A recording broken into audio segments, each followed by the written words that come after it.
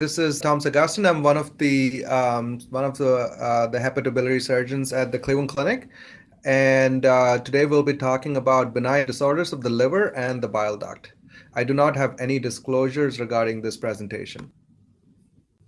So this is the overview for my lecture. We'll be discussing various benign tumors of the liver and bile ducts and how they're managed. And I'll go through focal nodular hyperplasia, hepatocellular adenoma, hemangioma, nodular regenerative hyperplasia, hepatic cyst, biliary cyst adenoma, and choledochal cyst. Now, I won't be talking about gallbladder stones, choledocholithiasis, cholangitis, hepatolithiasis. I think those are covered in other parts of the review. So first off, focal nodular hyperplasia. So the epidemiology of focal nodular hyperplasia. So these are hyperplastic hepatocellular lesions which result from vascular malformations. Notably, these are not neoplastic lesions, they are hypoplastic lesions. They're often associated with other vascular anomalies. They are the second most common liver tumor. Although they are the second most common liver tumor, they're only clinically relevant in 3 out of 1,000 patients. 90% of these patients are female. The average age of onset is 35 to 50 years. Like I mentioned before, the other vascular anomalies that may be associated with FNH include a hepatic hemangioma. Other tumors, such as a hepatocellular cancer, can also be observed in tandem with a focal nodular hyperplasia. All of these point to the fact that this is a vascular anomaly that leads to these lesions. The genetics of an FNH involves upregulation of the extracellular matrix genes associated with TGF beta signaling. Most of these patients that present to us with FNH are completely asymptomatic. So most often what you find is a solitary tumor, which is less than 5 centimeters in size. If you have the chance to look at previous scans, you will find that most of these lesions stay stable in size in most cases. Around 20 to 30% of patients will have multiple FNHs. 20% to 40% of patients may present with symptoms. Even in these patients, the symptoms most commonly are abdominal pain, usually localized to the area where the FNH exists. Complications are extremely rare with these tumors. As I mentioned before, that although these tumors are predominantly seen in females, there is no clear-cut relationship to OCP use. So if your patient is on oral contraceptive pills, they may continue to use it.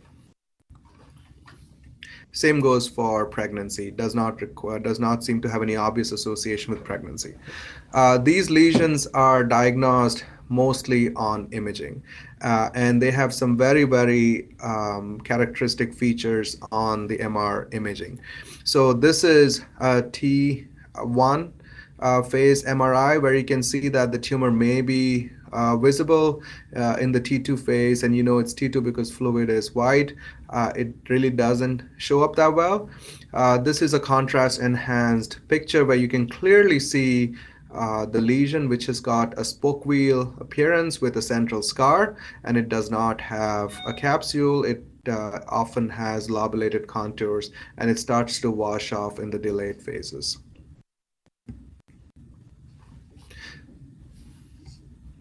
So the other imaging that can be used is a CT scan, which has got similar characteristics. Now, biopsy is rarely required after an MRI has already been done because most of the times MRIs will be diagnostic of an FNH. So management of these tumors. Most of these tumors remain not just stable in size over time, and they also continue to remain completely asymptomatic. For these patients, a conservative approach is appropriate. One might consider doing an annual ultrasound for 2 to 3 years in OCP in oral contraceptive pill users to check the size, make sure it's not changed, but there is no real indication for discontinuing OCPs in these patients.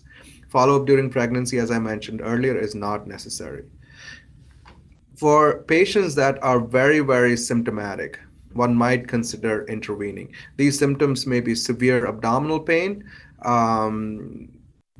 symptoms related to pressure symptoms on upper abdominal organs like the stomach, obstruction symptoms. And in those patients, a partial hepatic resection may be considered. The other group of patients who may benefit from surgical resection is where a firm diagnosis of FNH cannot be established. One of the differentials in patients with FNH is a fibrolamellar hepatocellular carcinoma. And if you cannot establish a clear-cut diagnosis, then these patients may be considered for resection. Embolization and radiofrequency ablation have also been increasingly used for cases where clearly the diagnosis has been established and you're treating it for symptoms. The next tumor that we will talk about is a hepatocellular adenoma. Hepatocellular adenoma is a benign neoplasm with various types of benign hepatocellular proliferations. So they, on microscopy, will look like liver cells. They tend to develop in individuals with a hormonal or metabolic abnormality which stimulates hepatocyte proliferation. So the 10:1 female to male ratio supports that. The reported prevalence is 7 to 12 per 100,000, and it's obviously seen a lot more in females, especially aged 35 to 40 years. As far as risk factors, there is 30 to 40-fold increase in incidence with long-term oral contraceptive pill use. As androgenic steroid use has increased in incidence in males, the incidence of hepatocellular adenomas have also increased.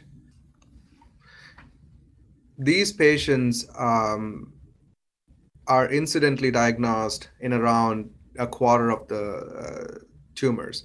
They will have no symptoms, but they have undergone imaging for other reasons, and these tumors are found. For symptomatic patients, very often the symptoms will be abdominal pain again. So chronic right upper quadrant pain or sometimes epigastric pain. If these tumors are large, one may be able to feel these as a palpable mass. If there is a sudden acute change in pain status in these patients, then one should suspect hemorrhage. And hemorrhage almost always happens in lesions which are over 5 centimeters in size. These patients may present acutely to the emergency room in severe abdominal pain. The molecular classification of hepatocellular adenomas has been gaining quite a bit of prominence, and this is because the molecular subtype of these is highly associated with the risk of transformation to hepatocellular carcinoma. These are the 5 main different types of molecular classification. The one that's most common is HNF1 alpha inactivating mutation, which happen in around half of these patients. This is not generally associated with a high risk of HCC transformation. The inflammatory tumor has a higher risk of bleeding, but again, not a higher risk of HCC transformation. The one that does have the highest risk of malignancy are the ones with the beta-catenin activating mutation, which happens in 5%, and the beta-catenin with inflammatory features, which happens in 13%. 10% of these tumors will remain unclassified and are generally associated with a low risk of transformation to HCC. As far as diagnosis, MRI is superior to all other imaging modalities. It is actually able to differentiate various HCA subtypes in up to 80% of patients, and there are characteristic enhancement patterns with either multi-hands or EOVIST, as we use in our institution, which are helpful to differentiate it from FNH. And this is a picture of a hepatocellular adenoma. As you can see in the arterial phases, there is clearly this tumor that's highly vascularized and shows up, and then there is washout in the later phases. Biopsy can be risky. That's because the vascular nature of these tumors and the propensity to cause hemorrhage, and it should be reserved for select cases where either you have a genetic profile or molecular diagnostic tools are available, which would allow you to make treatment decisions based on the genetics of the HCA. Every patient who has been diagnosed with an HCA needs a specialist referral and follow-up by a specialist, most commonly a hepatobiliary surgeon or a surgical oncologist. That's because the risk of HCA transforming into an HCC, which is felt to be at this point in literature about 5 to 10%. All treatment decisions regarding management of these tumors should be based on gender, size, and the pattern of progression. The first thing that needs to be inquired in these patients is OCP and other hormone use, which should be discontinued immediately, and then the patient can be followed with serial imaging. For patients who present asymptomatically, these tumors have been found incidentally and they are less than 5 centimeters in size. A conservative management is recommended, which includes imaging every 6 months for the first 1 year or 2 years, and then annually thereafter. For patients who have lesions over 5 centimeters in size and for tumors that are continuing to grow, surgical resection is recommended regardless of symptoms. Patients who present with symptoms that may include abdominal pain, or patients that may present with bleeding HCAs are recommended to undergo treatment. And in these cases, patient has treatment options including radiofrequency ablation, transarterial embolization, and surgical resection. Patients who present with bleeding HCAs with hemodynamic instability should be immediately sent to the interventional radiology suite to undergo transarterial embolization of the bleeder. After that, and after they have been stabilized and managed, these patients should be re-imaged, and if they have a residual viable tumor on follow-up imaging, these patients have an indication for surgical resection. Surgical resection is also recommended irrespective of size in all men and in all cases where there is a proven beta-catenin mutation. A variant of hepatocellular adenoma is adenomatosis. These are situations where you find more than 3 liver adenomas in the patient. Again, in general, treatment is based off the size of the largest tumor that's there in the patient. The presentation, the genetics, and imaging is very similar to solitary hepatocellular adenomas. Liver resection may be difficult to offer because of having difficulties with the size of the future liver remnant, and some of these patients may be asked for transplant. These are followed exactly the same as solitary adenomas. Now we'll move on to hepatic hemangiomas. Hepatic hemangiomas are the most common primary liver tumors. The ultrasound studies on hemangiomas have placed the frequency at about 0.7% to 1.5%.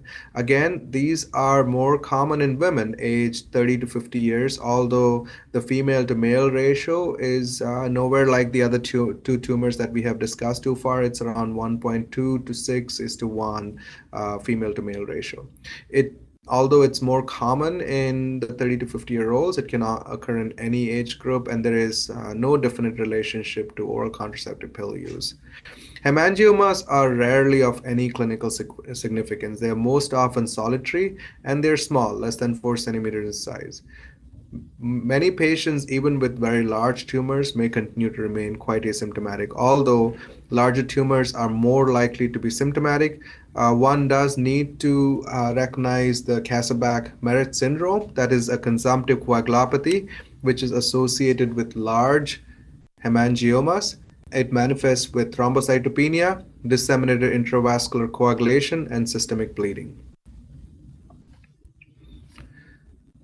Hemangiomas have a very classic appearance on ultrasound, and most of the time, a transabdominal ultrasound is sufficient to diagnose, especially in cases where the radiology findings are typical, which include the homogeneous hyperechoic with sharp margin, posterior enhancement, and absence of a halo sign.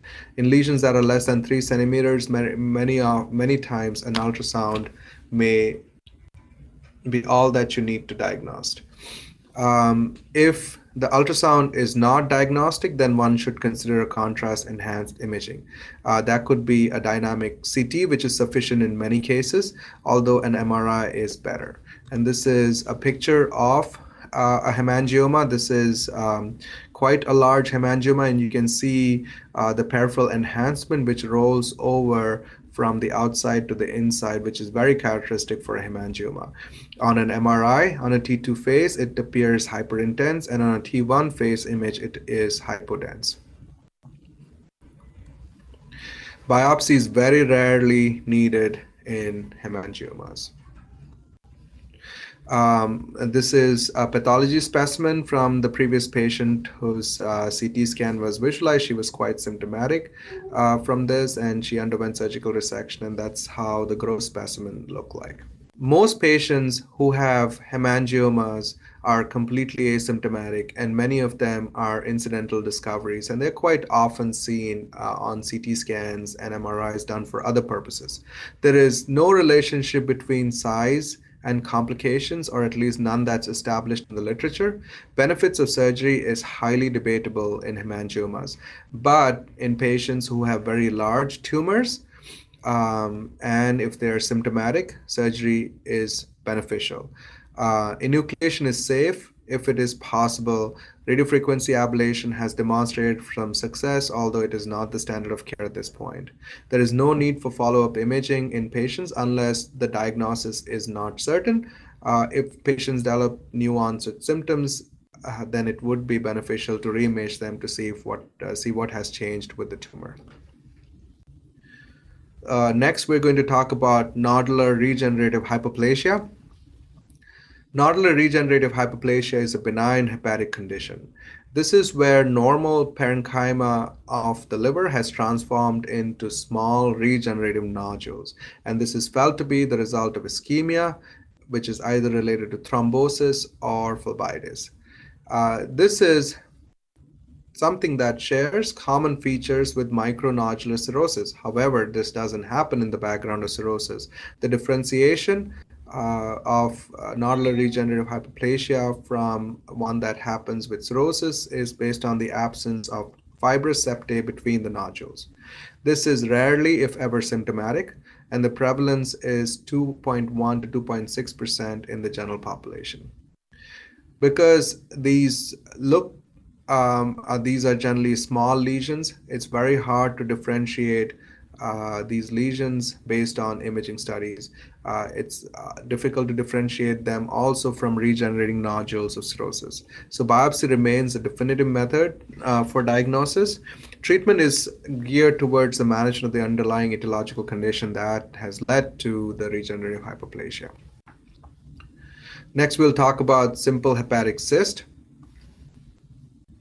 Simple hepatic cysts are thought to be congenitally derived. Majority of these patients have had imaging for other reasons on which these cysts are noted. So it is quite a common condition. It may affect from 2.5 to 10% of the general population. Very few percent of these patients have any symptoms, and I would think that even the 4% number is quite high, but very few percent of the patients who have cysts have any symptoms. Obviously, for patients who have larger cysts, they have a higher association with symptoms, and most of the symptoms in these patients are related to pressure on adjacent viscera. Many of these patients who have cysts in the left lateral segment of the liver will present with severe abdominal bloating symptoms, sometimes difficulty with eating, trouble with dysphagia, sometimes nausea and vomiting. A large cyst can also cause pressure symptoms with abdominal pain. Hemorrhage, rupture, and infection are all other potential cause of symptoms, although these are quite rare findings, especially in an unprovoked situation. It's unlikely that a cyst spontaneously hemorrhages, ruptures, or gets infected. Ultrasound is both highly sensitive and specific for the diagnosis of hepatic cyst.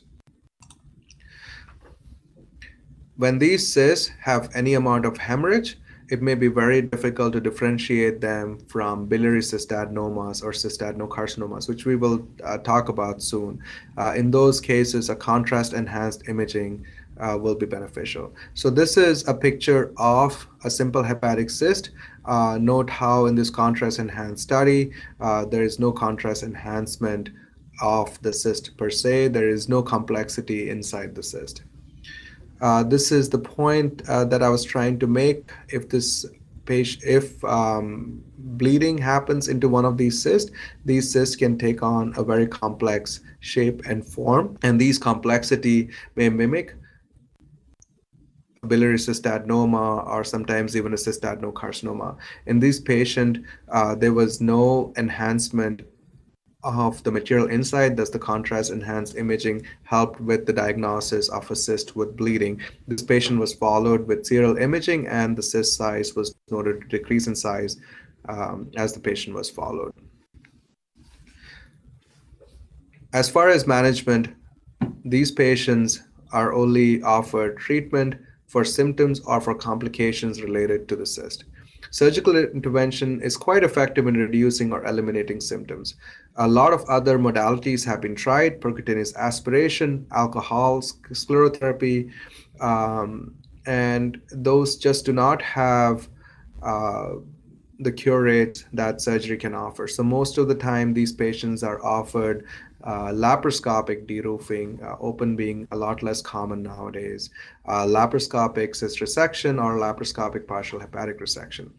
Laparoscopic fenestration offers the best balance of morbidity and long-term outcomes. Liver resection is very rarely needed if the diagnosis of a cyst is firmly established. Now we'll talk about hepatobiliary cystadenomas, or the newer term for these, which is hepatobiliary mucinous cystic neoplasms, or hepatobiliary MCNs. Hepatic MCNs are primary cystic neoplasms of the biliary tree. The etiology of these lesions continues to remain unclear. They are either mucinous or serous in nature, but mucinous tumors are far more common. These particular set of slides is going to focus on the mucinous cystic neoplasms of the liver. They are characterized by mucinous epithelium, which is characterized by the presence of an ovarian-like mesenchymal stroma. It is important to note that extensive sampling is required to make this diagnosis, because both the mucinous epithelium as well as the ovarian-like mesenchymal stroma may both be focal. So a small biopsy may not establish the diagnosis of an MCN. Incidence and prevalence is not clear, since most current impressions in the literature are still based, unfortunately, on earlier criteria of cystadenoma and cystadenocarcinomas.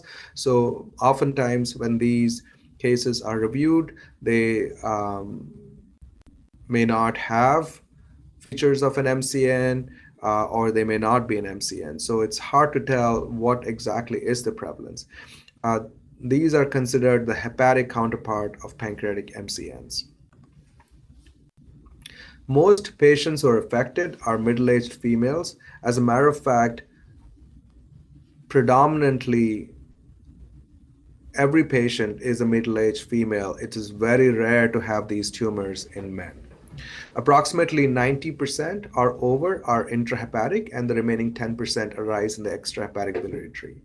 These tumors tend to be quite large compared to other hepatic lesions, and in the largest series that exist, tumor size average greater than 10 centimeters. Symptoms most of the time result from the mass effect of these tumors. And these symptoms may include abdominal pain, a palpable mass, or elevated liver enzymes. As a matter of fact, many patients may get liver imaging because they've had blood tests done which have revealed an elevated alkaline phosphatase, or AST, or bilirubin, and they are noted to have these tumors on imaging. Complications from these tumors can include obstructive jaundice, chronic cholecystitis, and cholelithiasis. Jaundice is present in up to 1/3 of all clinically relevant cases. These are quite challenging to diagnose radiologically. So most of the time, MRI with contrast enhancement is utilized, and they have a classic picture on MRI. They are multiloculated with multiple internal septations, and these internal septations contrast enhance and are thick. The other features that are characteristic of these tumors include focal calcification, nodularity, and septal thickening, as was noted in the picture. They're very often difficult to distinguish these from other lesions such as hydatid cysts sometimes and cystadenocarcinomas. Um, this is another picture of the same patient. You can see the complexity of the cyst with multiple internal septations, and you also see a dilated bile duct coming into the tumor. Incidentally, this patient also had a gallbladder full of stones, the cholelithiasis, which is a common accompaniment. This patient underwent surgical resection and did not have a carcinoma, but was noted to have an MCN. Fine needle aspiration is not sensitive or specific enough, and absence of CA19-9 or CA cannot rule out hepatobiliary MCN. Their presence should alert the physician that it may be an MCN that the physician is dealing with. Conservative management is not appropriate once the diagnosis of MCN has been made. That is because malignant transformation can occur with these lesions, as well as the presence of a coexisting malignancy. Incidence and conversion rate to malignancy is not clear in the literature, although it may be as high as 30%. Again, these numbers are based off of older literature where there has been a lot of misclassification. Current literature would suggest that the conversion rate may be just 5%, but again, there is a significant risk of malignant transformation, so complete resection of these lesions is recommended. Now we'll talk about choledochal cysts. Choledochal cysts are rare dilations of different parts of the biliary tree. They are a lot more common in Asian population and in females. So the female to male ratio is 3 to 4 is to 1. Most of these pathologies occur in childhood. However, around 20% of cases are first recognized in adults. The most common prevailing theory about choledochal cyst is Babbitt's theory of common channel, whereby it is felt that an abnormal pancreaticobiliary junction, which causes the reflux of pancreatic juices into the bile duct, is the cause of these abnormal biliary tree dilations. This is supported by the fact that abnormal pancreaticobiliary junction occur in around 50 to 80% of patients with choledochal cysts. The most prevailing classification of bile duct cysts is the Todani classification. And I'll run through that classification very quickly. So type 1 is where you have a solitary fusiform extrahepatic cyst. So you can see this is the right bile duct, the left bile duct, the common hepatic duct, and you have one fusiform extrahepatic cyst. This happens in the majority of patients. This is what the classification of the cyst is. It's 40 to 85% you have a type 1 cyst. The second type of cyst is where you have an extrahepatic supraduodenal diverticulum. This happens in just 2 to 3% of patients. This is a type 2 cyst. A type 3 cyst is where you have an intraduodenal diverticulum. This is also called a choledococele. It's 1.6 to 5.6%. Some people argue that a choledococele is not a true choledochal cyst because it has a unique duodenal histology, a unique duodenal location and associations. Also, they tend to be treated very differently. Most of the time, choledococeles are treated with biliary sphincterotomy. So there is an argument that choledococeles are not true choledochal cysts.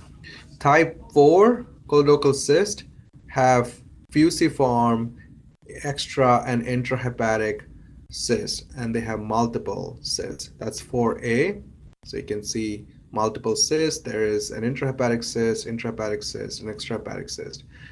When they have multiple extrahepatic choledochal cysts, they are referred to as type 4B choledochal cyst. And finally, you have patients with multiple intrahepatic cysts, and this is called Caroli's disease, where there is multiple cysts inside the patient's liver. So 18 to 20% are type 4A and 4B, and Caroli's disease is quite rare. Most of these patients have symptoms that are typically intermittent. And if you sit down and ask them, many of these symptoms are of the biliary colic in nature. And it is regardless of what type of Todani class choledochal cyst that they have. So most of these patients present with recurrent epigastric or right hypochondrial pain with fever and sometimes mild jaundice. 15% of patients may present with cirrhosis or hepatic fibrosis, and that's related to obstruction that is caused because of stone formation or sometimes related to inflammation and very rarely malignancy. Clinical pancreatitis, again, most commonly related to stone formation, is seen in 30% of these patients. A biliary tract malignancy happens in 2.5 to 28% of these patients, and the risk of cholangiocarcinoma increases with age. From 0 years to 30 years, there is almost no risk of cancer. For patients in the 50 to 70 year range, there is a 50% risk of cancer. And this is what dictates, outside of symptoms and chronic and pancreatitis, this is what dictates treatment of these cysts. Many times, labs are non-specific for investigating choledochal cyst. Ultrasound is a good initial first test. It's also a good test for long-term surveillance of patients after they've undergone surgery for choledochal cyst to see if they have a dilated duct in a post-op situation. Ultrasound is able to see a dilated ductal structure different from the gallbladder in these patients. CT scan is quite useful in showing that these cysts are continuous with the biliary tree and its relationship with surrounding structures. If there is an associated cancer, we're able to not just detect the presence of the cancer, but also stage the cancer.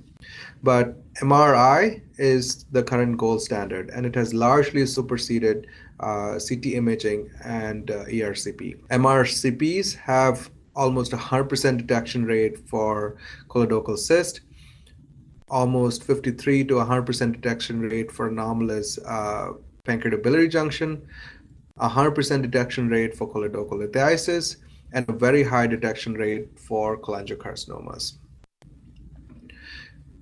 ERCP has a very limited role in managing patients with choledochal cyst, and their role is limited to mostly type 3 choledochal cyst or choledococele, as it allows biliary sphincterotomy to be performed in patients with type 3 choledochal cyst. Regardless of method, it is empiric that every patient who is being considered for surgery has a complete cholangiographic visualization of their entire biliary tree. Now, talking about management of choledochal cyst, there are some important things to consider. Surgical resection, interventional therapy, and hepatic transplantation are all available options for patients with choledochal cyst. Choice of what therapy is being used depends upon the subtype and the extent of the biliary tract involvement. But regardless of the different type of choledochal cyst, complete excision of these cysts with some form of biliary reconstruction has become the standard of care for most patients with extrahepatic choledochal cyst, type 3 being the only exception. So this is how most of these cysts are managed. So for type 1, where if I can remind you, it is a single solitary extrahepatic fusiform dilation. These cysts can be managed by excision of the entire extrahepatic biliary tree with a Roux-en-Y reconstruction, either a hepatocogenostomy or a straight hepaticoduodenostomy. In patients with a solitary extrahepatic type 2 choledochal cyst, patients can be managed with excision and reconstruction as necessary. Type 3s, as I've already mentioned, are managed with transduodenal excision, either via surgical options. They can be managed with transduodenal sphincteroplasty, or more commonly in today's day and age, with an endoscopic sphincterotomy. Type 4A cysts are more complex. Again, in these patients, they can undergo an excision of the entire extrahepatic biliary tree with reconstruction via Roux-en-Y hepatocogenostomy or hepaticoduodenostomy. And they may need partial hepatectomies for the intrahepatic portion of these cysts. Type 4B, again, pretty similar, excision with Roux-en-Y reconstruction and partial hepatectomy for intrahepatic portion with transduodenal sphincteroplasty as needed. And finally, for patients who have Caroli's disease, very often or almost always they'll need hepatic resection, Roux-en-Y to an intrahepatic duct, or orthotopic liver transplantation. So in summary, many liver masses that are discovered are incidentally noted, and this is an increasing phenomena which is associated with the widespread use of imaging studies for diagnostic workup. A significant number of these lesions are benign and they require absolutely no further intervention. Biopsy has largely been mitigated by imaging. Referral to a specialist is beneficial to appropriately choose diagnostic and management options.